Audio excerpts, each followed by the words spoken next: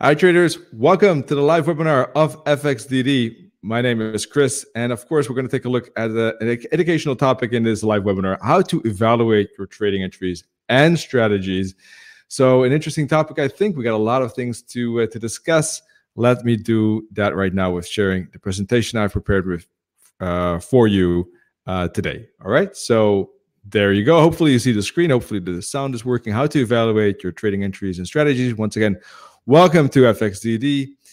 And let's take a look at the topic. But before we do that, of course, risk disclaimer explaining the fact that trading for exchange and global financial markets is considered high risk. It may not be suitable for everyone. Please seek the advice of an independent financial advisor for more information on that. And this webinar is for informational and educational purposes only. All right. Thank you for your attention on that. As you might know, FXDD has YouTube channel, so check out that, subscribe to that so that you also check and don't miss the videos, the live webinars. All of that are uploaded to the FXDD YouTube channel. And if you're watching this video, be aware that you can also join the live webinars, by the way. At the end of the video, you'll find out links how you can join these live webinars as well. All right, that said, I'm going to share with you some ideas that I use to evaluate, understand strategy and entries better, and that I think that help give a context to the performance. And now this certainly might not be the only things to consider, but I have within the limited time that we have, I chose the most important. I think that you want to evaluate. Now, as a beginner, many of these things might seem new to you. Maybe if you have more experience, a lot of these things already seem familiar. There are some couple of advanced things that I mentioned at the end that you might want to wait for, though, even if you have more experience. I love one of the stats is explaining how you can differentiate your performance and see if your strategy is based on luck, if your performance is based on luck or skill, which is great. So hang on for that. But in any case, let's start with maybe some simple stuff first. Reward to risk ratio. Now, a lot of beginners don't know about this, so maybe it doesn't seem that simple to you. But it's very important because a lot of traders do focus on the win percentage, first of all, and maybe not as much on the reward to risk ratio, but they're actually equally important. And that's really, it's really funny that many traders are not aware of that particular ratio. So what it says is that you could win, you could have a high win percentage. A lot of traders like a high win percentage, first of all, and investors probably sometimes use that as the only measurement, winning. But the thing is that if you only focus on wins and don't take into account how much you could lose, that means that you could have a very high win percentage, win almost all the trades, but one loss could totally wipe out, or several losses could totally wipe out all of those wins, and maybe more, maybe even the entire account, or more than that even. So it's kind of creating a false certainty. You might think that you're winning, you might feel good that you're winning, but you don't know. It could lead to some bad situations where all of a sudden black swan events or some big losses occur, and boom, it's all gone. And so it's a kind of a false confidence. And, for instance, let me give you an example. Let's say you're always aiming for 2 pips profit. You might win a lot of trades if you only aim for such a small target or reward, right? Only 2 pips. You might have a lot of wins in a row, but that one loss could wipe out all of those wins and more. So it's good to keep a balance. It's good to have a decent win percentage so that you feel confident with your system, confident with your strategy, because if you don't win that often, then of course some traders have problems with that because they get psychologically kind of annoyed and wonder if their strategy is working as it should. The drawdown could be quite large. So some traders love that, love big wins, and are okay with that. Most traders need a reasonable win percentage, but it's not the only factor. If you have a reasonable win percentage, that's good enough, because if you have a good reward to risk ratio, a good reward to risk ratio is when you have a decent win compared to your loss. Anything above 1 is decent typically, right? If your reward is 2 pips, but you're risking 100, that's not that good of a reward to risk ratio, right? But if you're gaining 30 pips and risking 30 pips, that sounds good. If you're gaining 50 and you're risking 20, that's very good, right? Now, there are a couple of things how you can use this. You could use it as a target. So if your stop loss is 40 pips, you could say, I aim for 40 pips.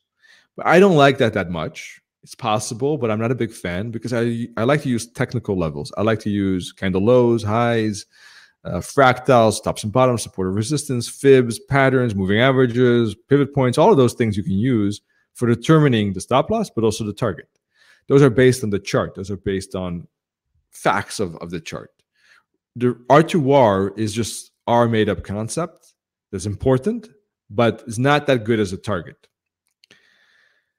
It is good, however, in filtering your setup. So if you have a setup, but the target is so close and the stop loss is so big, you might want to skip that setup. That makes sense in my view.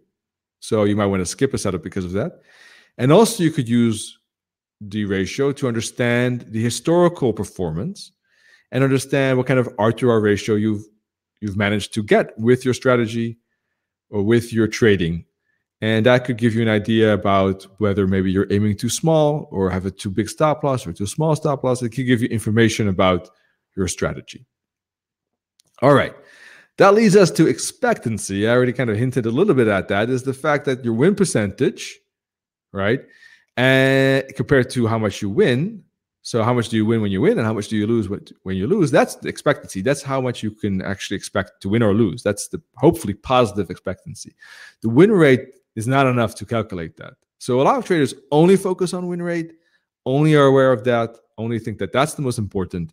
But then what they walk into a trap is that, they win a lot, but then they win small and then they lose big. In trading, often enough is let your winners run, cut your losses short. This ratio, this equation helps with that. So how do you calculate that? At the bottom, there's an example. Let's say you have a win percentage of 60%. And when you win, you have an average of winning 1.2% when you risk 1% per trade. You have a loss percentage of 40, obviously. You can only win or lose. And when you lose 0.5%. So you win 1.2 in 60% of the cases. That's 0.72% if you do the math. You can calculate. You can grab a calculator and you can calculate it as well. When you lose 40% of 0.5%, so you lose 0.2%. So the math of that is that you expect almost a little bit more than 0.5% profit. Now, that's the expectancy per trade. But of course, in reality, you're not going to win 0.5% each trade, each and every time. It's not going to be that neat that you win half every trade. The reality is, of course, sloppier and messier. Some trades win, some lose. You have losing streaks, winning streaks. So the equity account can go up, down, up, down, up, down, and depending, of course, exactly what your expectancy is. If it's positive expectancy on average, it will go up. But the distribution, the equity curve, could be a roller coaster around that expectancy, of course. And we should only expect that and nothing else, because we have wins and losses. That's just part of trading. Accepting those losses is part of becoming a trader and moving on, really. If you're only looking for wins, it leads to the trap of ignoring reward to risk, and then the false confidence that is entailed or goes along with that.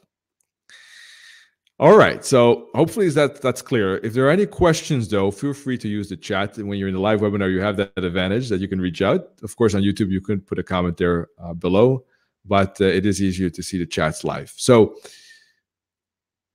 you see, there's a lot of things that are connected to reward and risk ratio and this connection, as you can see, right? Another one of those is actually how much you gain and what you risk, the drawdown. What you risk is the drawdown. So we have a series of wins and series of losses. So a series of losses is a drawdown, right? So if you have 10%, your account dips down 10% before it starts to move up again, that means your drawdown was 10%, right? The lower the drawdown, the better, because you're risking less. right? If you risk 50%, that means you lose half of your account before you rebound up again. Well, that's quite a big number, and maybe it doesn't seem big to you, but in real life trading, it will probably feel different. Maybe you already experienced that. Maybe beforehand you thought, oh, I'll handle that. But in real life, those things are more difficult. So it is good to keep a low drawdown, and that ratio is important, how much you make versus how much you risk. So let's say an example, you gained 30%. Whatever time frame, let's say 6 months, it doesn't matter, right? Just a hypothetical example. But you went through a 60% drawdown. So you had 1,000 euros or dollars. You went down to $400, and then it went back up to 1,300, let's say, right? So you made 30%, but you risked 60. Well, that is, you made profit, but there was a lot of risk involved. Now let's compare that to an account where you made less, 20%, but the drawdown was only 5%. Now, any investor that looks at those numbers would choose 20-5. When they would commit, if they would commit capital to these equity curves, the less riskier one is 20-5. You might absolutely gain less, 20, not 30, but the ratio is 4 times as big. You gain 4 times as much as your drawdown. And the other case, you only gain half of your drawdown, 30-60. So that's how you have to look at it. You have to compare that. And I'm not saying that 20-5 is normal, by the way. That's really extremely good. But 1-to-1 is fine. It depends on how much experience you have, of course. I mean, at a beginner, you don't want to aim for big ratios like that. But you probably be happy if you gain 10% and your drawdown is 10%, 1-to-1, for instance, right? Just keep in mind that profit is not the only factor you want to think about. How much you risk, what is your losing streak, and compare that to your profit. That is the true measurement you want to keep an eye on. Okay, hopefully everything is clear. Now, we'll continue with the overall kind of risk of your account. Volatility is measured by standard deviation. So if the results deviate from a lot from what you expect, the average, that is more volatile. So if you have a lot of results that are close to the average, it's a very stable, steady result, right? But if there's a lot of difference, there's more volatility. That's what the sharpe ratio calculates based on the standard deviation, which is volatility. But I like the sortino ratio. I don't have it here, sortino ratio, because what the sharpe ratio does, it looks at the volatility on both sides. So it kind of, big wins are also a disadvantage in a way. The sortino ratio only looks at the volatility of losses. So big wins don't matter with the sortino ratio. And I think that is fair, because I think, why would big wins be a problem? Those are good. Big wins is good, big losses isn't. So sortino ratio helps fix that and only looks at losses. Having a fixed percentage risk helps both ratios, because if you only risk 1% in each time, you're going to risk and lose only 1% max. So the volatility on the downside is not as much. Whereas sometimes you risk 5, another time you risk 1, and other times, I don't know, you risk, the volatility is there, and that doesn't help. So if using a fixed risk percentage does help, I think, decrease the risk, and also, the risk in measurements for these ratios. So in that case, your drawdown streak should be less. That means also the gain you have to get to justify the drawdown is also less, right? Because the drawdown is less. So it's easier to justify your results, even though, I hope you see what I mean. So in any case, let's move on. What I meant is that if you use a fixed risk, it's just good for volatility. It's good for reducing the risk in general. All right. And also it's good for better sharpe and sortino ratios. Now, the profit factor is how much gross you made and how much gross you lost. So of course, and comparing that. So if you made 100,000 gross, but you lost 50,000, 100 versus 50 is 2 to 1. The bigger the profit factor, the better. That's just very simple, because you have more leverage, right? In a way, leverage is the wrong word, but if you gain 60,000, you lost 50,000, then of course that profit factor is a lot less. So the bigger the number, the more profit factor, the better it is, of course. So that's another thing you want to look at and analyze when looking at your strategies and also your entries. Now, another factor is time. And many people don't think about time. When they build their strategy, they look at entries, maybe they look at exits, but they don't think about how long a trade is open. So when they actually trade their system, they don't realize how long it takes before a trade develops. And they get nervous after 5 minutes, but their average trade time might be 20 hours.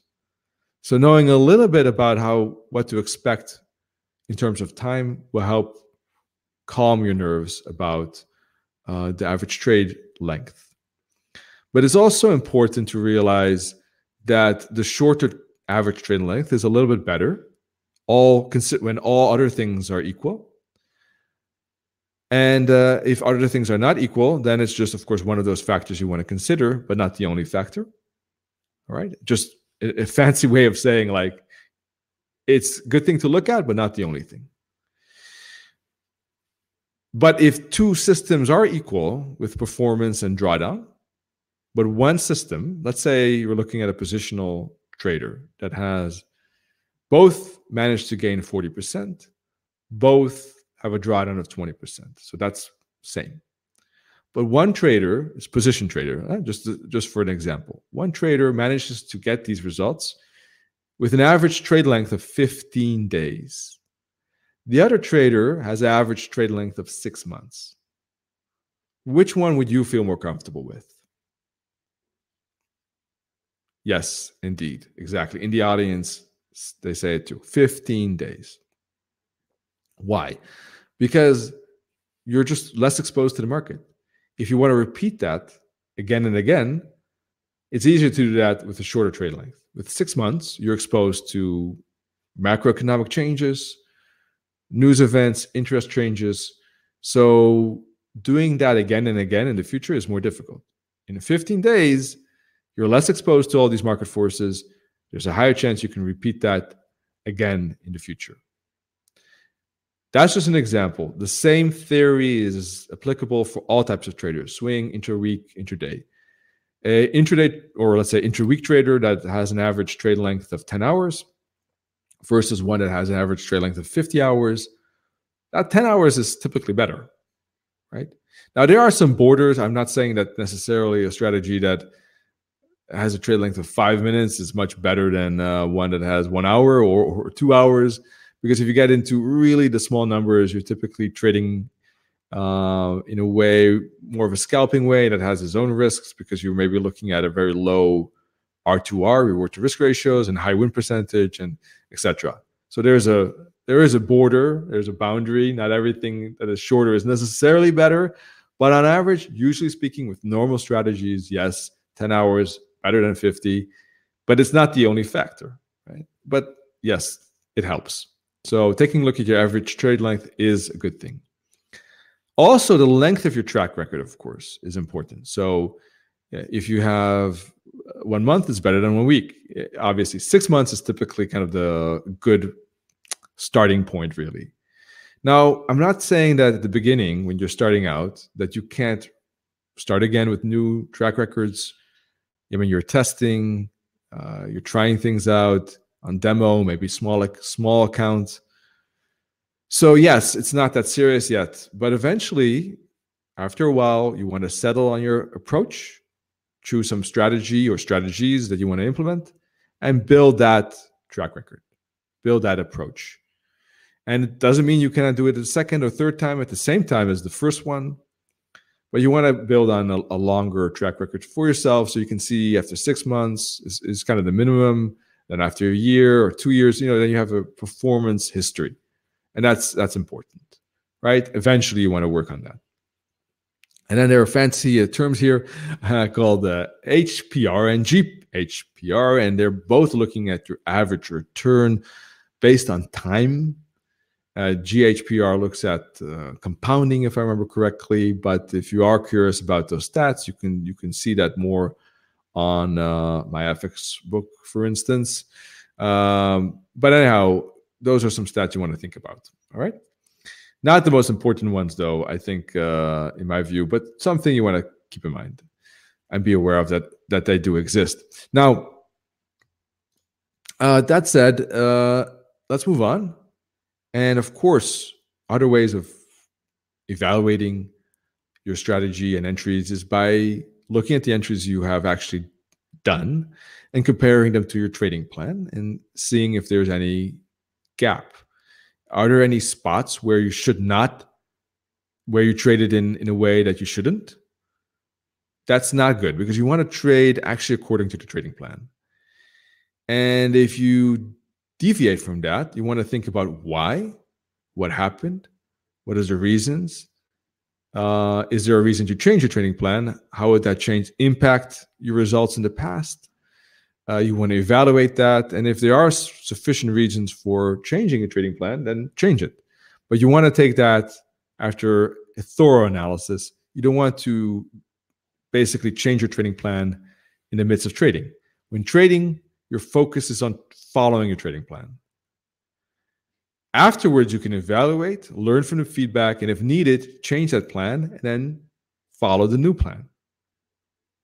All right? That's why we're reviewing your losing trades, taking images so you have a screenshot and a quick image of that so you can always refer to that is a good process. But you want to use your trading plan so that you don't get swayed or influenced by your emotions as you trade. That's how you can really improve on your entries and evaluate your entries as well. Now, it depends a little bit on your trading style. If you have a rules-based plan, then it's all about following those rules. If you're trading more discretionarily, then of course there's sometimes a gray area where you might have to make a decision that is not fully decided in your trading plan yet. And that is a question of maybe you didn't make a mistake, but when analyzing it again, you realize that you didn't make the optimal decision. It is still a learning process, even though it's kind of a gray area perhaps, right? Depends on your trading style as well, but it's a great way of learning, getting feedback, improving. And that improving process depends very much on a good number of trades. So if one setup, as you hopefully know by now, but if it wasn't clear, then I'll definitely emphasize it now. One setup means nothing. Why? Because we know that winning or losing is always possible. It's always a probability. Nothing is certain. And if it looks certain, then it might lead to that false confidence problem we talked about. A lot of small wins, big losses, lose account. So one setup, we don't know. We can try, we can try the setup. If it's based on our trading plan, we should try it. And it's a win. If it's loss, we shouldn't feel like we did anything wrong. You can only evaluate your performance, your trading, your strategy once you have a series of trades, preferably 40 to 50. Then you will have some win streaks, some loss streaks, and you can compare all of those. Do that on a demo at the beginning, all right? So that you have some practice first. Check if there are any reasons to improve it. At the beginning, probably yes. Then try it again on a demo or maybe on a small account. Again, any reasons to improve? Maybe yes. Improve it again. And eventually, if you feel confident with that approach, with your own trading or with your strategy, then eventually there'll be less and less improvements. And you might want to go to a moment where you trade the account with the normal risk you have in mind after a very thorough process of improving your approach and practicing with your approach as well. To make a first judgment of any strategy, trading plan, performance, you got to take a decent amount of trades into account. That minimum number is 40 to 50. Now, some long-term traders might struggle to get to 40, 50. Right? If you're trading positional trades, you might only have 1 or 2 a month. And getting up to 40 to 50, well, that could take you 2 years if you're so slow, right, in your trading. And it's possible if you have swing trades and you don't trade that much. So yes, 45 to 50 is ideal. But if you are a type that doesn't have that many setups, well, then of course you might want to take decisions earlier than that. All right. Another key factor is risk of ruin. So what is the chance of losing your account? Okay. Now, that basically is based on the risk percentage and your losing streak. Some strategies will have bigger losers streaks. Others will have smaller ones. It depends on the risk you take. If you risk more than 5%, you're gambling, and it's not recommended. And it's very dangerous. And why? Because with that high risk percentage, there's a high chance of losing your trading account. It's gambling. If you trade with 5% risk per setup, that's a high risk. And there's also a chance of losing an account. It depends on the losing streak. Of course, the lower the risk percentage, the smaller the losing streak, the smaller the chances of losing your account. If you trade with a tenth, 0.1% of a risk, and you have a very small losing streak, on average, historically speaking, normally you don't lose more than maybe 3 setups in a row, well, then the chance of losing your entire account, all of it, is quite small, because typically you only lose 3 times in a row if you only risk 0.1%. So 0.3% is the drawdown you have. Well, it's not impossible, but the chance is not that high. It's going to be low, and that's good for you. That means that you feel more confident. You might even increase the risk based on that, because the losing streak is small. And that's great. That means that you can rely on the strategy, and that you can rely on the fact that you can implement it and keep implementing it. In the future, you can focus on the strategy, always use a stop loss, of course, and the same risk management parameters. And there's a fair chance that will go well, and you can keep on trading, and you can focus on your strategy instead of being too worried about all of the risks involved of losing that account.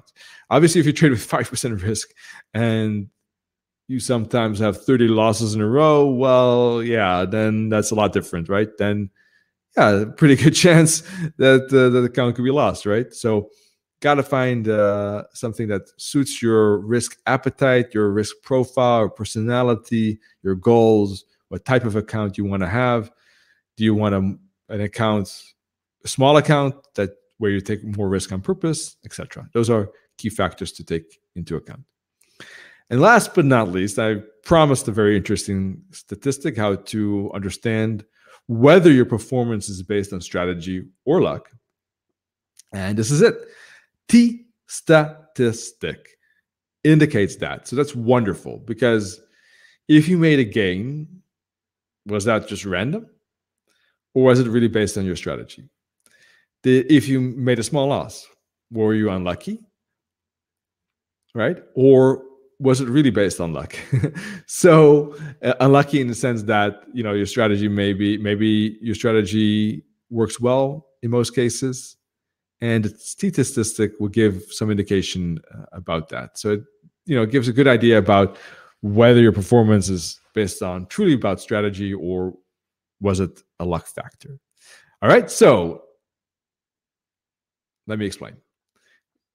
Basically, if you gained, let's say 20%, if you repeat that 10 times, how does that look like? Are you going to have, was 20% the lowest result, and the other times you have way more? Was 20% the highest performance and the other times you have way less? Was 20% the average?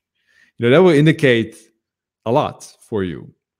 So if you use a strategy that you have and you do it 10 times, what kind of results do you have after 40 to 50 setups after those 10 times? The distribution, the variance, right, between that will give you some idea about whether you're lucky or not. And the reason is because if you have a couple of times you made a lot and a couple of times you lost a lot, the difference between those results is huge. You have an average, but there's a huge gap again. Well, that's a lot of volatility around your results. Once again, the bigger volatility, the riskier it is. It's the same story throughout all of these stats. The T-statistic just looks at your equity curves and does that math for you. However, if you have a low distribution around your average, well, that means that there's a fair chance that this is a pattern and you're going to repeat that again. And that is indicating that strategy is at work here. So the good thing is there's a key number that indicates there's a border where below 2, luck is more of a factor, and above 2, strategy is more of a factor. That's the critical border. The lower, the worse. The higher, the better. So 4 is better than 3, right? Although 3 is still good because it's above 2. 1 is worse than 1.5, right? A half is way worse than 1, right? That means that it's really just pure randomness, pure luck. 1.5 is not as good as we want because 2 is the border, but 1.5 is a lot better than a half. All right, so that's how it works. Simply said, the higher the better. So here on the right, you see the distribution 10 times. All those lines represent an equity curve, and they represent the equity curve of 64 trades. So each of these lines is 64 trades, and you see that some of these equity curves end up high, some in the middle, and many at the bottom. This is the distribution of equity curves when you have a T-statistic of 1.5. So you might expect some profit, but you can see it's really random. You can have a few big wins, couple of averages, but you can also have sometimes where it's just totally nothing, right? So not as good as 3. And this is how 3 looks like. Once again, 1.5, 3. Do you see how all of these equity curves are grouped together more closely? Do you see how all of them have some positive equity expectancy, some upslope compared to the previous one? Previous one is choppy. This one is, no matter which equity curve, it's slightly sloping up. So this is a T-statistic of 3 once again. And you can see that repeating this 10 times, right, you got most of them in pretty good territory, some in very good territory, all pretty close to the average. This is how you know that the performance is based more on strategy than on luck. Now, how you calculate this is a little bit tricky. I'm not going to explain it here. I think it's better if you just read the steps. And once you do it once, you'll get the hang of it. But it's basically you just calculate your average. You calculate the difference between the results you get and the average. So, and then you do some small mathematical steps, and you get a T-statistic. It's all based on volatility and the number of setups you have, so that etc. If you are interested in more info on that, we will share a link so that you have more information. We'll add that in the chat right here if you're looking at the live webinar, or of course we'll add it in the description box so that you can access that as well from the YouTube channel. So in any case, wish you good trading. I don't see any questions, so hopefully this has helped you gain more understanding of how to approach and understand and analyze the strategies and entries. Once again, if you're looking for anyone here in the live audience, if you're looking for more videos, or if you miss live webinars, check out FXDD YouTube channel. If you're looking for more webinars from Nennet and myself in Elite Currency, then check out these live webinar links. Top link is trading webinars, bottom link is educational webinars. to gain more understanding of the schedule, just go to these links, and hope to see you in live webinars soon. Next week, Tuesday, next week, Thursday again. But look at these links for the actual updated, performance. Sorry, schedule, of course. And that's about it for now. Hope that this helped once again, and wish you above all good trading. See you soon. Cheers.